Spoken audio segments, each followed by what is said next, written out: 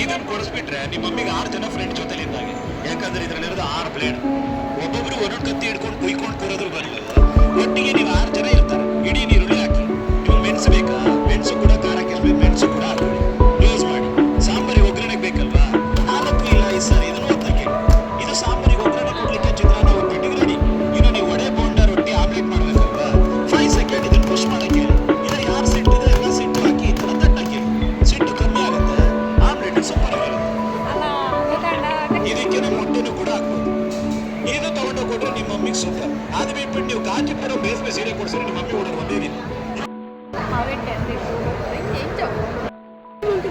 chips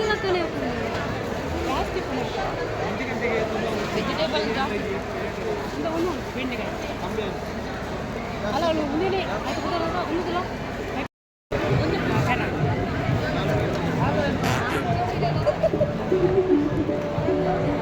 ಬರಕ್ പോയാ ನಾವಂತೂ